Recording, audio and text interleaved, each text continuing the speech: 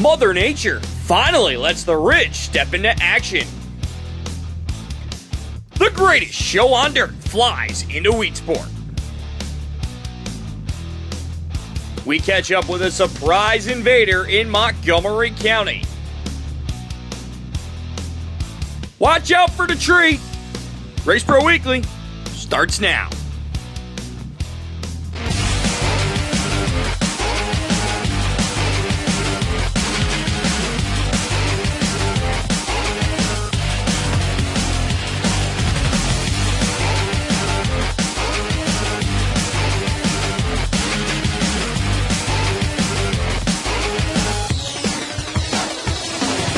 Hello everyone and welcome to RPW. I'm your host, Mike Warren. With 4 straight rainouts to start the season, promoter Pete Dematrazic got the break he needed in the weather as Glen Ridge held their opening night. Sportsman feature event action first at the Ridge as Jamike Soule leading this one up through turn number 1 and 2 on the final lap. The former modified champion would bring it down and pick up the win in the Sportsman feature. To the modifieds now, it would be Jimmy Becker and the 20 of Craig Hansen up on the front row as they work their way up into turn number 1 and 2. The 6 each of Josh Hohenforst up on the move, and Sean Pangman as well going to dive to the inside, looking to take the spot away from the Apollo Rocket down the back straightaway. He would grab the number 3 spot away. Jeremy Wilder up on the move, Dom Buffalino there as well as the 6 of Hohenforst going to battle back behind Pangman. He'd muscle him out of the way a little bit, then send his sights on the line of Jimmy Becker down the back straightaway, as the caution will come out for the first time for the 47N of Brian Nelson. Off of the restart, here's Hohenforst to the outside of Hansen looking for the race lead as cars starting to make their presence known as here comes the 00 of Bobby Varon looking to work his way around the speedway. Jeremy Wilder working on the inside as well as the 85 of Willie Decker as caution will come out for Buffalino, Johnny Lutz, and Brian Nelson. Off of the next restart, Pangman going to wheel hop a little bit off the corner as Decker will get by him into spot number 3. And Varon on the move working underneath Sean Pangman as Wilder comes together with Jimmy Becker down the front straightaway, causing a chain reaction as the caution comes out again. Off the restart now, cars get together in turn number 3 and 4. Hohenforst almost loses it while leading this one, but he keeps control, and at the same time, Sean Pangman having trouble as he would have engine woes on the night. Bobby Varon trying to make it 3 wide with Jeremy Wilder and Craig Hansen off of turn number 2, trying to slide into the number 2 spot. He would do that. Hansen looking to battle back right underneath them as well, as the caution will come out for the 53 of Bobby Vetter now. Varon slides into second as Wilder gets pushed a little bit from Dom Buffalino up into turn number 2. Jeff Rockefeller and Jeff Kelly also involved. Varon still being chased down by Hansen, but they were not catching Josh Hohenforst in this one, as Hohenforst having a great run as Buffalino working his way back into the top 5. But again, Hohenforst out front picks up the opening night win at the Ridge. Bobby Varon would finish in second, Craig Hansen third, Willie Decker fourth, and Chuck Allen would finish in fifth. Other winners on the night would be Jamike Soule, as you saw earlier in the Sportsman. Pro Stock going to cousin Luke Horning. 4 cylinders to Pete Vila and Frank Malik in the POWRI Midgets. The World of Outlaws Sprint Car Series made their first trip to the Empire State in the 2016 season as the Winged Warriors trekked into Weedsport.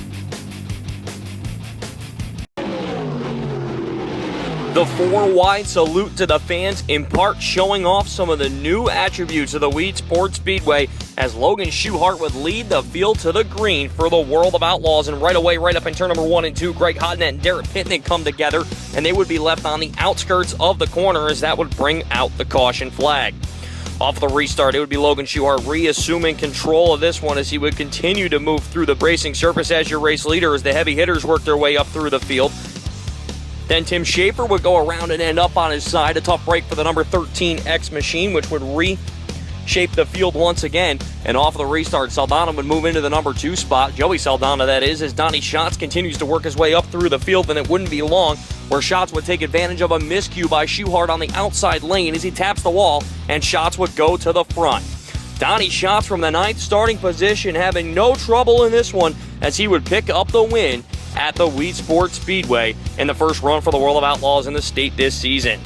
Schuchart would finish up in spot number 2, third would be David Gravel, fourth Joey Saldana, and rounding out your top 5 would be Shane Stewart.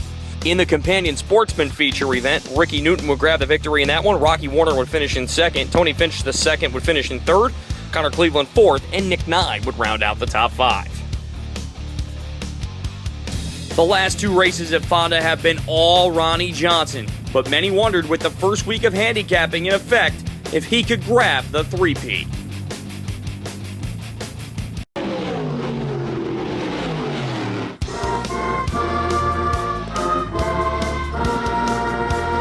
The Northville High School Band giving you the national anthem as Vinny Sanguinetti would lead the field to the green for the feature out at the Fonda Speedway.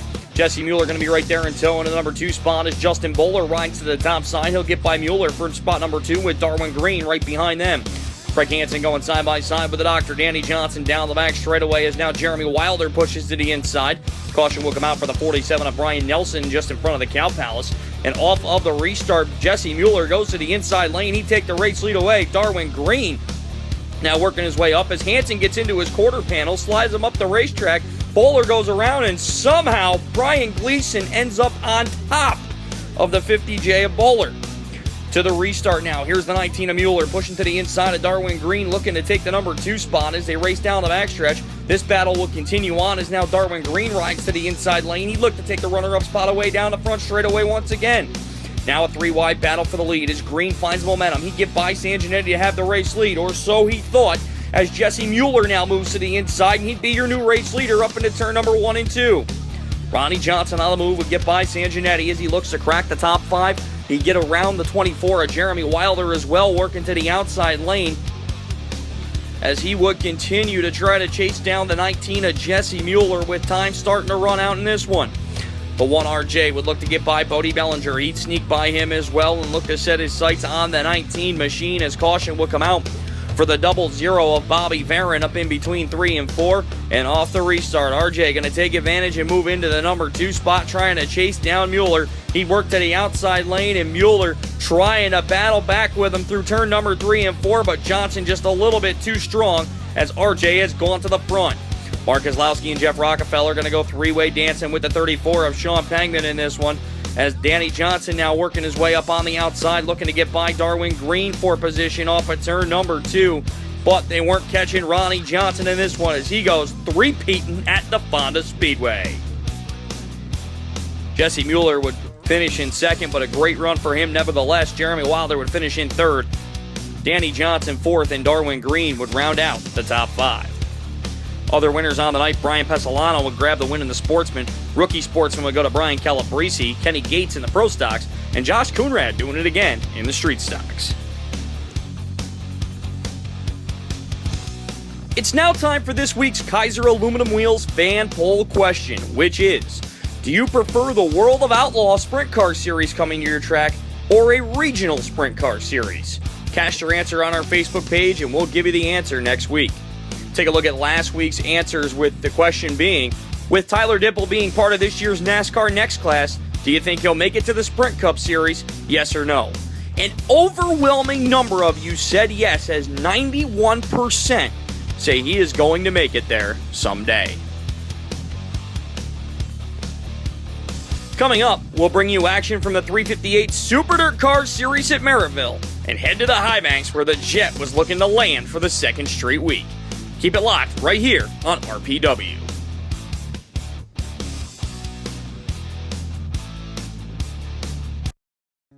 Reputable, reliable, results.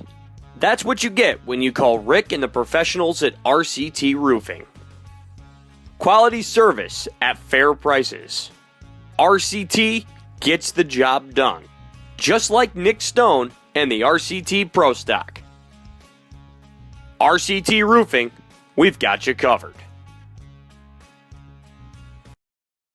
If you're like me, your to-do list never ends.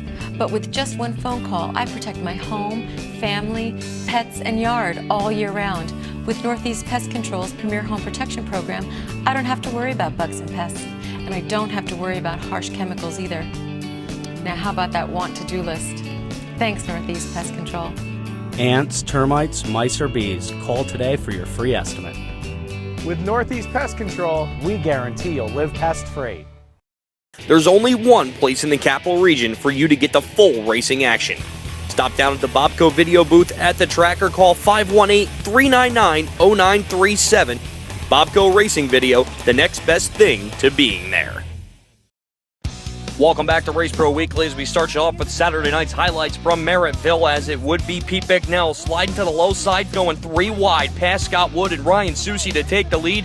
And you know when he gets in that Bicknell lane, you're not stopping him, as Bicknell goes on to pick up the win in Saturday night's feature event. We move on now to the 358 Super DIRTcar Series Brian Stevens Memorial 100 laps of distance, where Lance Willix will grab the early lead in the number 21 machine with Tyler McPherson right there in tow. And take a look at Tim Jones on the outside right away, and that number 15 car dusting off the cushion to try to take the advantage. And right after that, it's going to be McPherson taking the race lead, coming down the front straightaway on the inside. Keep an eye on that inside pass for the race lead. I have a feeling you might see it later. Meanwhile, a couple cars on the move. Eric Rudolph on the outside of the Dr. Danny Johnson looking to take the position away, as Fast Freddie Carlton and Tommy Flanagan ride right there, as Carlton using the way inside to try to get by the 37 machine. And then all of a sudden, Tommy Flanagan going to make it 3 wide for the number 3 spot, as Flanagan, Rudolph, and Fred Carlton go at it for spot number 3.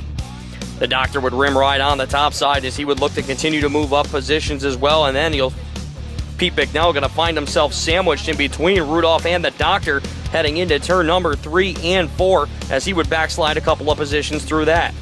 Meanwhile, your race leader, Tyler McPherson, hitting heavy lap traffic now as he fights into turn number 3 and 4. As Danny Johnson looks to fight his way up through the field even more, as he would grab another position on the speedway. But the race for the lead would start to heat up, as now Eric Rudolph has caught McPherson and is going to work on the inside lane of him as they head up into turn number 1 and 2.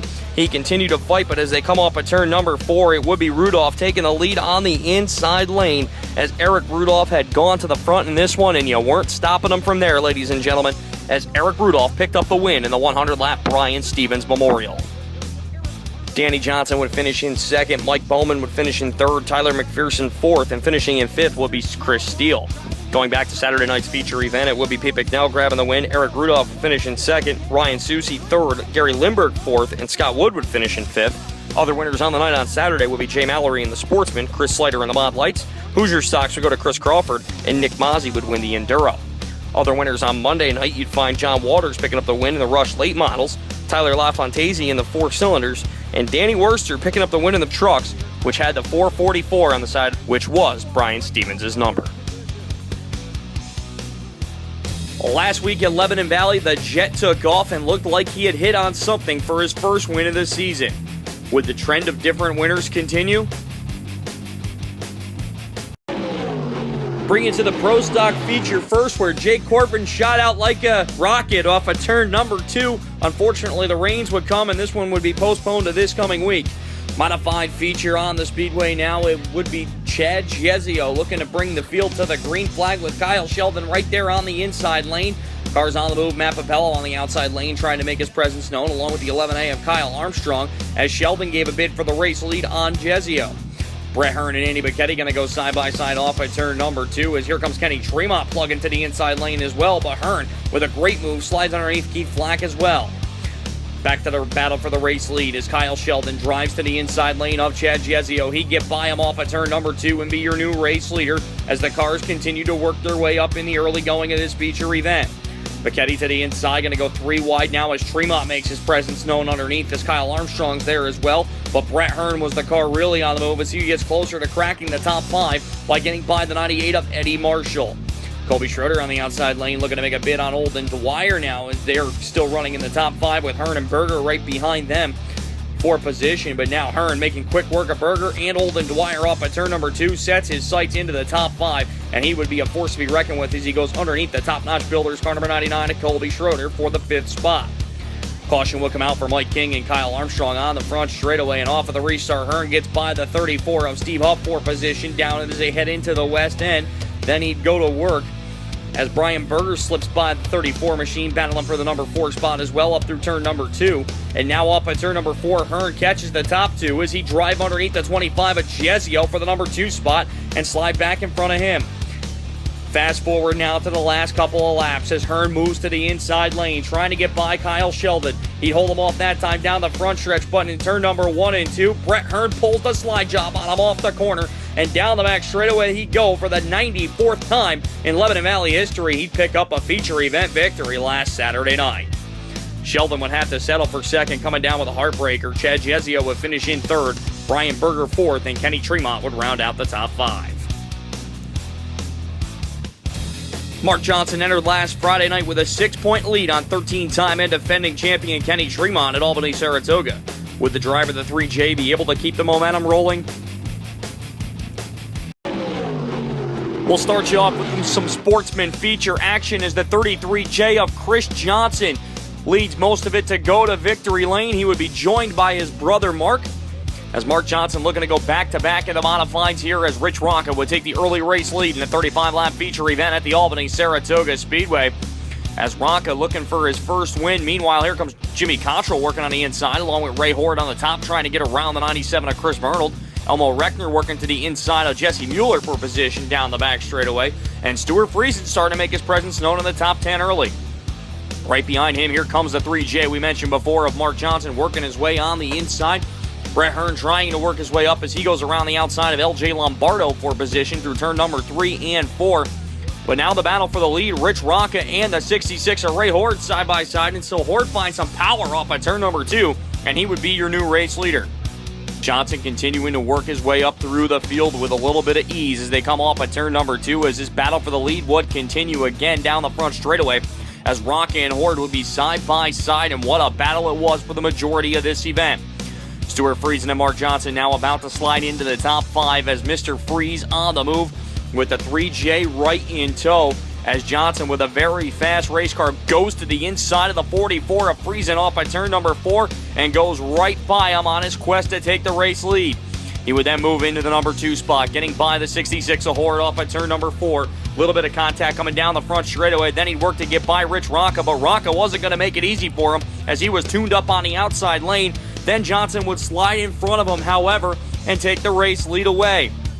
A caution would come out onto the speedway, though, and that would bring up a restart where Rich Ronca would move back to the inside and get Johnson for the race lead, while Friesen would move into spot number 3 right behind them.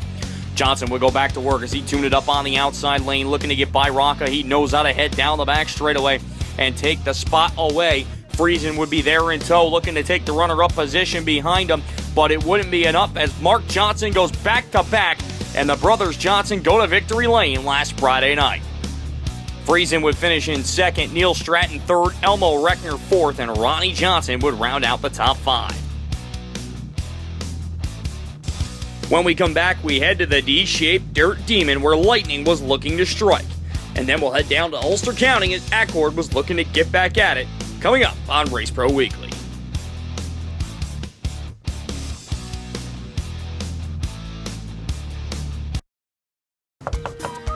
I'm Brian from 1-800-GOT-JUNK. This is my main man, Tom, and my other main man, Tom.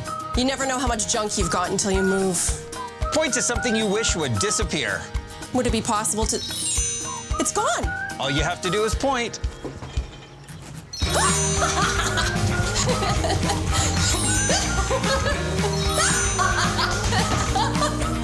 Where have you been all my life? We make junk disappear. All you have to do is point. Performance, quality, service. That's DMC Racing Products. Hundreds of name brand parts, competitive prices. That's DMC. DMC Racing Products, race to win. Looking for outstanding service for your car, truck, or SUV? Speed's Garage is a family-run business providing the highest quality of auto care. From routine maintenance, brakes, engine, body, or paint work, you can trust the professionals at Speed's Garage. Speed's Garage has all the auto service you need, plus full towing for any vehicle. For a championship service, go to Speed's Garage in Mellonville. Welcome back to Race Pro Weekly as we head to the D-shaped Dirt Demon in Brewerton. The mod lights went 4 wide down the front straightaway. Hey, the 4 cylinders are going 4 wide off at turn number 2. Could the modifieds do it as well? Well, here we go. Green flag is out up into turn number 1 and 2. You betcha.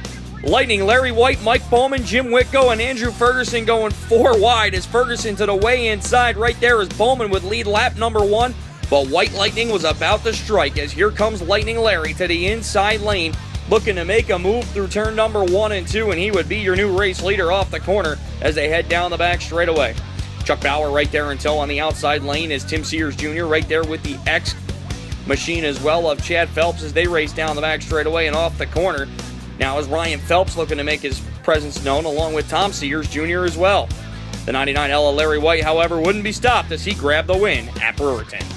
Ryan Phelps would finish in second, Chad Phelps would finish in third, Tom Sears Jr. fourth, and Tim Sears Jr. would round out the top 5. Other winners on the night in the Sportsman, Tony Finch the second grabs the win, Joe Isabel would grab the win in the Mott Lights, and Ray Beckler would pick up the win in the 4 cylinders.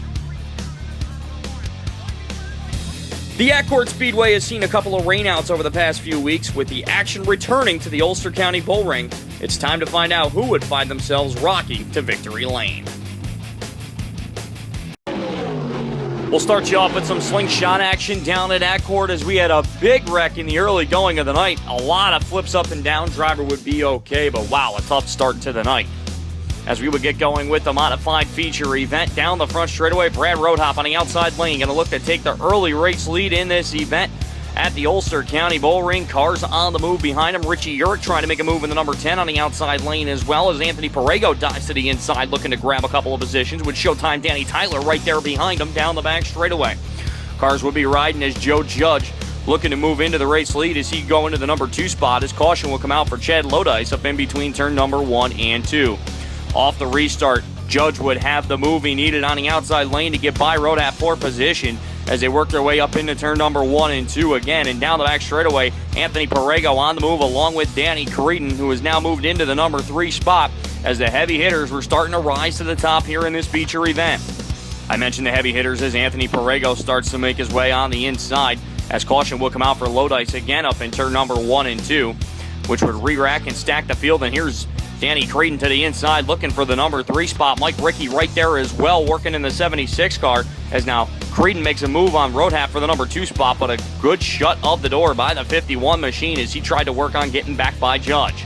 Creedon this time though was on a mission. He moved to the inside lane and continued to try to take the position away as now Creedon would work his way to the inside to try to get by Judge for the number 1 spot off at turn number 3 and 4. Electric slide job off the corner as he would take the race lead away. Anthony Perego and Mike Rickey going to go down the back straightaway trying to fight right together as Perego would take that spot away, as well as Showtime Danny Tyler and Rich Rickey Jr. on the move as well behind them, as it was going to be a battle through turn number 3 and 4 as Tyler gets into the back of Mike Rickey. Cars scatter behind him as a number of cars, Richie Urich involved as well, and Dan Humes in the fray, as that would re-rack the field again as Lodice now on the outside lane trying to make something happen down the back straightaway. But back to the front, Anthony Perego working to the inside of Joe Judge trying to take the number 2 spot away, but it's all behind Danny Creedon as he grabs the win at Accord. Perego would finish in the number 2 spot, third to be Joe Judge. Brad Roadhop would finish in 4th, and Danny Tyler would round out the top 5. Other winners on the night, Jimmy Wells would grab the win in the Sportsman, Bobby Butler in the wingless sprints. Pierce Stocks would go to Ray Tarantino. Corey Cormier picking up the win in the rookie Sportsman. One of our partners down at the Lebanon Valley Speedway, Marty Kelly, grabbing the win in the slingshots. Jake Mason in the junior slingshots, and George Zeniger in the 4-cylinder Enduro would pick up the victory there. A couple of weeks ago, we showed you footage from opening night at Chapman's Can-Am Motorsports Park. Would Billy Dunn be able to strike again? We'll head to the Sportsman feature first as a little bit of jumbling off of turn number 2, causing a chain reaction down the back straightaway. Somehow everybody pretty much kept it going, though. Very impressive as Jack Meeks would pick up the win in the Sportsman feature event. We go to the modified feature now. Riley Gill going to lead them off at turn number 3 and 4, right next to Kyle Dimitro as they bring it up into turn number 1 and 2 for the first time here in this feature event at Can-Am, as cars would scatter a little bit and go to the inside, which would bring out a caution right away. As they would continue to fight through the battle, here comes Dimitro on the outside lane along with the 9 of Billy Dunn down the front stretch as Gill continues to lead this feature event. Gill leading him up into the corner as Bartlett still sitting in second. Here's Dunn working to the number 3 spot off of the corner as they bring it back down the front straightaway, as now Dunn gets by Bartlett for the number 2 spot, looking to chase Riley Gill for the number 1 position, as the caution will come out for Kyle Dimitro, spun up in between turn number 3 and 4. Off the restart, here's Bartlett on the outside of Riley Gill. He'll take the race lead away as Dunn would fight to the outside to get by Gill for spot number 2. And then the battle was on as Machine Gun Billy Dunn working to the inside lane to look to get by Bartlett. As he'd work through turn number 3 and 4 on that inside lane, they drag race down the front stretch. For the time being, it would be Bartlett holding on to the race lead.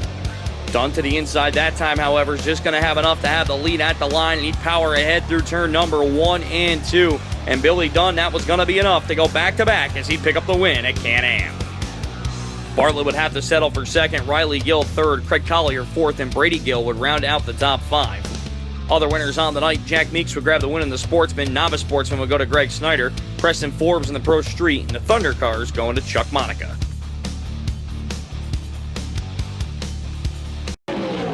We'll start you off with some pure stock action here in this one, as they're going to go 4 wide as well coming off of turn number 2. Jesse Murphy will go on to win this one in the 013 machine. Green flag out for the $2,000 to win Andrew Sherman Memorial Cup, as it would be Carmen Carnabucci leading the field of the green up into the east end for the first time, as cars look to mount their challenge, looking for the $2,000 prize at the end of the 20-lap feature event. Fast forward to lap 2 now. Jeff Watson looking to make it 4 wide down the back straightaway, makes contact with Chris Lynch. Then, as he backslides, makes contact with David Schilling, which pushes Anthony Savoca up into the wall. Greg Catlin comes in and flips after making contact with him. A number of cars involved. Everyone would be okay, but a lot of damage on the back straightaway from that incident. Off of the restart, it would be Carnabucci maintaining his race lead off of turn number 1 and 2 as Rob Maxson looked to follow. Michael Sabia with a great move, getting by a couple of cars as well, as he would look to work his way up through the field in his first action of 2016 at the Valley. Meanwhile, Carnabucci would continue to lead. Jeff Watson and Kevin Ward working their way up as Slavin moves to the inside of Carnabucci for the race lead down the front straightaway. Slavin would work his way up into turn number 1 and 2 as your race leader, as Jeff Watson looking to follow. He'd look to get by the 95 of Carnabucci off of turn number 4 and be your new second place man trying to chase down the 53 here with just 12 laps to go.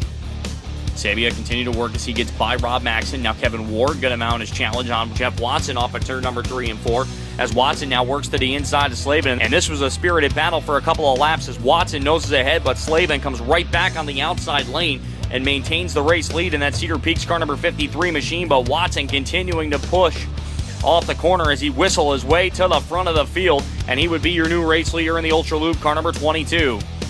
Kevin Ward would slide by the 53 of Slavin into the number 2 spot now, as Slavin will continue to backslide a little bit as Chris Lynch gets by him as well. He'd make contact with Timothy Davis off of turn number 2 the next time, and Davis doing a great job of saving it, but this would all be behind Jeff Watson as he grabs the $2,000 to win Andrew Sherman Memorial Cup. Second would be Kevin Ward. John Virgilio would finish in third. Michael Sabia fourth, and Chris Lynch would finish in fifth. Other winners, Kenny Tremont in the small block modifieds. Pure stock number 1 will go to Scott Morris. Pure stock 2 to Jesse Murphy. Jason Melton, pure stock 3. And after 5 laps, the pro stock feature was rained out as we showed you before, with Jay Corbin as your race leader. When we return, we'll show you some full fendered action at Albany Saratoga, and then we'll catch up with a surprise entrant in the Capital Region here on Race Pro Weekly.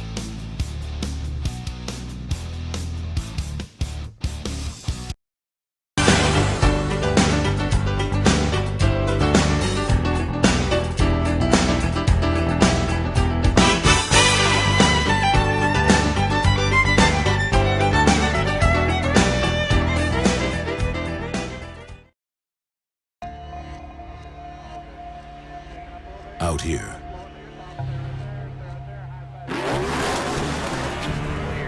seconds mean everything.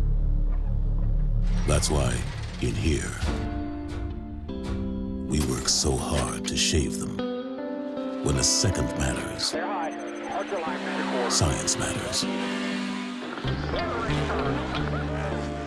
Mobil 1, energy lives here. Where is it that going green is going strong? Where trees are planted so emissions can be cut down. Where clean ethanol blend fuels race cars and waste oil never goes to waste. Where is it that the sun comes up and we put it to work, and the passionate fans are just as passionate about helping out? Where? Nowhere but NASCAR. Learn what small steps you can take to make a big difference at NASCAR.com/green. If you are a tracker series that would like to be highlighted on Race Pro Weekly, email us at show@raceproweekly.com. Welcome back to Race Pro Weekly as we go back to the great race place, Empire Lightning Sprints in town for the first of 4 trips this season as Jerry Sen would pick up the victory. $600 to win Pro Stock feature would be on the card, as well as Chucky Domblewski would take the early race lead in this event. Robbie Speed going to go to the inside of Byron Westcott, looking to work his way up through the field as Danny Wood goes around collecting a number of cars, including Rob Yetman invading, getting ready for the King of Dirt race in a couple weeks. Off of the restart, Robbie Speed and Nick Stone going to work off of turn number 2 to try to move up a few positions, as Stone on the inside of Gus Hollner this time up into turn number 1 and 2. Going to make it 3 wide with Purple Thunder Kim Dool in there as well off the corner. Domblewski would continue to lead this one as Dave DiPaolo would move into the number 2 spot. Dean Charbonneau up there as well as Older gets into the back bumper of DiPaolo down the back straightaway. Takes momentum and uses it on the outside lane. He grabbed the spot away. Meanwhile, the Manimal, Nick Stone, riding the outside lane, going to get by Dan Older down the back straightaway, and it wouldn't be long before he go to the inside of Chucky Domblewski and be your new race leader in that Camaro body as the 27 looking for his first win of the 2016 season at the Great Race Place. Stone would have the lead down the back straightaway as a 3-wide battle off at turn number 4 would continue as Walt Brownell going to get into the fray here looking for the number 3 spot. Then trouble would ensue on the 41 of Bill Smith down the back straightaway with a left rear flat tire, setting up a double file restart, and Jeff Washburn goes around down the front straightaway. Comes back in, Pete Porter hits him along with Zach Welch as well, as that would bring out the caution once again. Robbie Speed taking advantage of a few cautions toward the end of the race as he would continue to work his way up through the field, now on the outside of Dean Charbonneau, cracking the top 5. Meanwhile, Walt Brownell would get to the inside of Dave DiPaolo and look to take the number 2 spot away, and he does.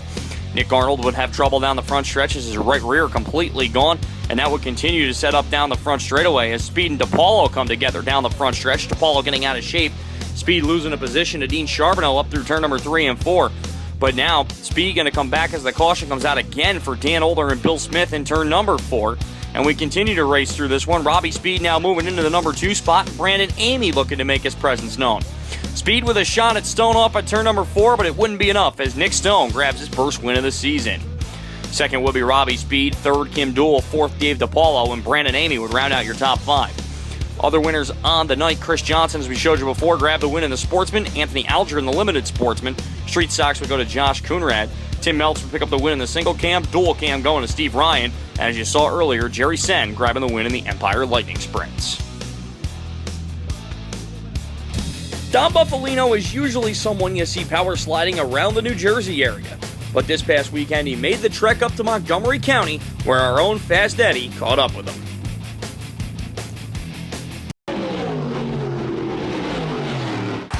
Dominic Buffalino. Dominic, you're an awful long way from home. What made you decide to make the trip upstate New York this weekend? Yeah, we're 4 hours from home. New Egypt didn't have modifieds this week, and Weedsport's off, so they got a poker race on Wednesday, so we decided to come up here to Fonda and make a 2-day deal out of it with Glen Ridge last night. How different are these tracks from the tracks you normally run back home? Completely different. Glen Ridge, I mean, you could compare it to certain places, maybe a Cord, it's just faster than a Cord, tight places like that. I have never been on any racetrack like Fonda. It is the weirdest, I can't even explain it. You're on the gas where you should be on the brakes, and you're on the brakes where you should be on the gas. It's a lot to get used to. Taking a look at your 2016 season so far, a couple wins already for this. How's it going for you so far? Good. We haven't really raced that much. We got 2 wins, opener at Bridgeport and opener at New Egypt.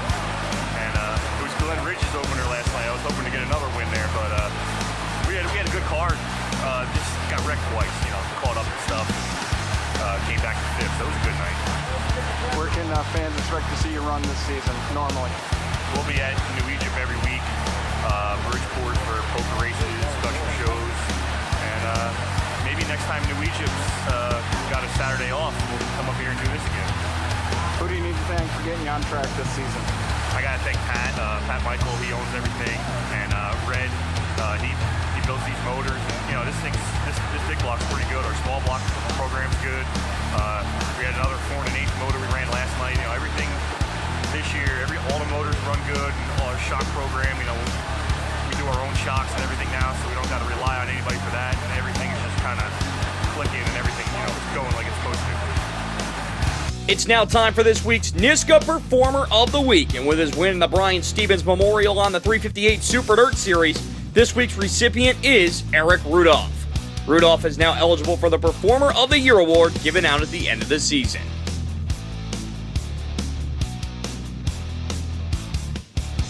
That's all for this week's show. For the latest news, results, and photos, check out Race Pro Weekly online at www.raceproweekly.com, and be sure to follow us on Facebook, Twitter, YouTube, and Instagram. So for myself, Bobby Chalmers, Fast Eddie, Scott Morlock, Amber Chalmers, and everyone that helps put Race Pro Weekly together, thank you for watching this week's episode, and we'll see you next time.